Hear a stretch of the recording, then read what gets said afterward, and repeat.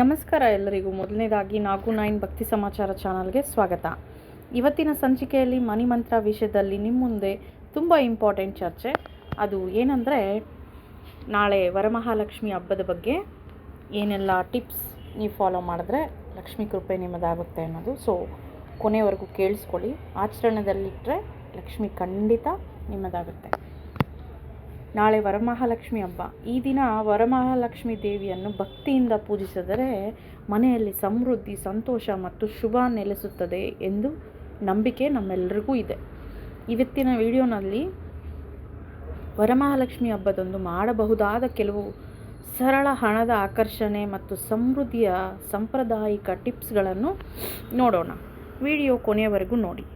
Tip 1, ಮನೆ ಸ್ವಚ್ಛತೆ. ಮೊದಲನೆಯದಾಗಿ ಮನೆಯನ್ನು ಸ್ವಚ್ಛವಾಗಿ ಇಟ್ಟುಕೊಳ್ಳಿ. ಮುಖ್ಯ ಬಾಗಿಲಿನ ಬಳಿ ರಂಗೋಲಿ ಹಾಕಿ, ದೀಪ ಬೆಳಗಿಸಿ. ಸ್ವಚ್ಛತೆ ಮತ್ತು ಬೆಳಕು ಶುಭದ ಸಂಕೇತವೆಂದು ನಮ್ಮ ಸಂಪ್ರದಾಯದಲ್ಲಿ ಪರಿಗಣಿಸಲಾಗುತ್ತದೆ. ಇದು ಸ್ವಚ್ಛತೆಯನ್ನು ಮೇಂಟೈನ್ ಮಾಡಬೇಕು. ಟಿಪ್ 2, ಲಕ್ಷ್ಮೀ ದೇವಿಗೆ ನೈವೇದ್ಯ. ನಿಮ್ಮ ಕುಟುಂಬದ ಸಂಪ್ರದಾಯಕ್ಕೆ ಅನುಗುಣವಾಗಿ ಸಿಹಿ ಅಥವಾ ಇಷ್ಟವಾದ ನೈವೇದ್ಯವನ್ನು ಅರ್ಪಿಸಿ ಪೂಜೆಯನ್ನು ಭಕ್ತಿಯಿಂದ ಮಾಡುವುದೇ ಮುಖ್ಯ.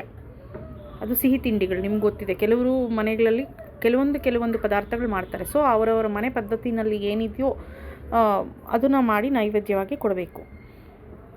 ಟಿಪ್ 3, ಹಣದ ಬಗ್ಗೆ ಒಳ್ಳೆಯ ಸಂಕಲ್ಪ. ಪೂಜೆಯ ಸಮಯದಲ್ಲಿ ಒಂದು ಸರಳ ಸಂಕಲ್ಪ ಮಾಡಿಕೊಳ್ಳಿ. ಅದು ಚಿಕ್ಕದಾಗಿರಲಿ, ಆದರೆ ಮೋಸ್ಟ್ ಪವರ್ಫುಲ್ ಆಗಿರಬೇಕು. ಹಣದ ಬಗ್ಗೆ, ನಮ್ಮ ಮನೆಯಲ್ಲಿ ಸದಾ ಸಂತೋಷ, ಆರೋಗ್ಯ, ಸಮೃದ್ಧಿ ಇರಲಿ. ಹಣವನ್ನು ಜವಾಬ್ದಾರಿಯಿಂದ ಬಳಸುವ ಬುದ್ಧಿ ಮತ್ತು ಅವಕಾಶಗಳು ದೊರೆಯಲಿ ಎಂದು ಪ್ರಾರ್ಥಿಸಿ. ಯಾಕೆಂದರೆ ಅದನ್ನು ನಿಭಾಯಿಸೋ ಬುದ್ಧಿ ಮುಖ್ಯ ಇರಲಿ. ಅದನ್ನು ಸಂಕಲ್ಪವಾಗಿ ಮಾಡಿಕೊಳ್ಳಿ. ಟಿಪ್ 4, ಅರಿಶಿನ ಕುಂಕುಮ. ವರಮಹಾಲಕ್ಷ್ಮಿ ಪೂಜೆಯಲ್ಲಿ ಅರಿಶಿನ ಮತ್ತು ಕುಂಕುಮಕ್ಕೆ ವಿಶೇಷ ಮಹತ್ವವಿದೆ. ನಿಮ್ಮ ಮನೆಯ ಆಚರಣೆಯಂತೆ ಇವುಗಳನ್ನು ಪೂಜೆಯಲ್ಲಿ ಬಳಸಬೇಕು. ಎಲ್ಲಂದರೆ ಅಲ್ಲಿ ಎಸೆದು ಬಿಡೋದು, ಒಂದು ನಿಯಮಿತ ಪದ್ಧತಿಯಾಗಿ ಅದನ್ನು ಬಳಸ್ಕೊಬೇಕು. ಟಿಪ್ 5, ಇದು ತುಂಬ ವೈರಲ್ ಆಗಿದೆ, ಪ್ರಾಕ್ಟಿಕಲ್ ಆಗಿ ಮನಿ ಟಿಪ್ ಇದು. ಓಕೆನಾ? ಇದು ಧಾರ್ಮಿಕ ಟಿಪ್ ಅಲ್ಲ, ಆದರೆ ನಿಜ ಜೀವನದಲ್ಲಿ ಬಹಳ ಉಪಯುಕ್ತವಾದದ್ದು. ನಾಳೆ ಒಂದು ಚಿಕ್ಕ ಉಳಿತಾಯ ಸಂಕಲ್ಪ ಮಾಡಿ.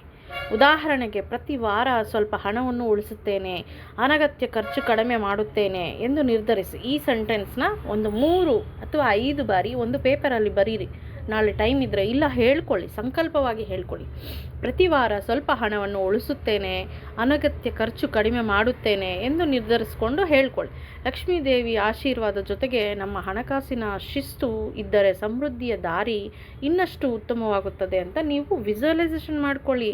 ಅದು ರಿಯಲ್ ಆಗಿ ಹಣ ನೀವು ಎಷ್ಟು ಜವಾಬ್ದಾರಿಯುತವಾಗಿ ನಿಭಾಯಿಸ್ತೀರಾ ಅನ್ನೋದನ್ನು ನೀವೊಂದು ವಿಜುವಲೈಸೇಷನ್ ಮಾಡ್ಕೊಳ್ಳಿ. ಹಾಗಾದರೆ ಸ್ನೇಹಿತರೆ, ವರಮಹಾಲಕ್ಷ್ಮಿ ದೇವಿಯ ಕೃಪೆಯಿಂದ ನಿಮ್ಮ ಮನೆಯಲ್ಲಿ ಸದಾ ಸಂತೋಷ, ಶಾಂತಿ ಮತ್ತು ಸಮೃದ್ಧಿ ಇರುತ್ತದೆ. ಈ ವಿಡಿಯೋ ನಿಮಗೆ ಇಷ್ಟವಾದರೆ ಲೈಕ್ ಮಾಡಿ, ಶೇರ್ ಮಾಡಿ, ಮತ್ತಷ್ಟು ಜನಕ್ಕೆ ಈ ವಿಡಿಯೋನ ಶೇರ್ ಮಾಡಿ. ನಮ್ಮ ಚಾನಲ್ನ ಇದುವರೆಗೂ ಯಾರೆಲ್ಲ ಸಬ್ಸ್ಕ್ರೈಬ್ ಮಾಡ್ಕೊಂಡಿಲ್ವೋ ಅವರೆಲ್ಲ ಸಬ್ಸ್ಕ್ರೈಬ್ ಮಾಡ್ಕೊಳ್ಳಿ.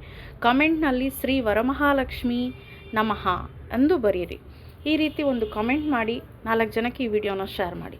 ಎಲ್ಲರಿಗೂ ವರಮಹಾಲಕ್ಷ್ಮಿ ಹಬ್ಬದ ಹಾರ್ದಿಕ ಶುಭಾಶಯಗಳು.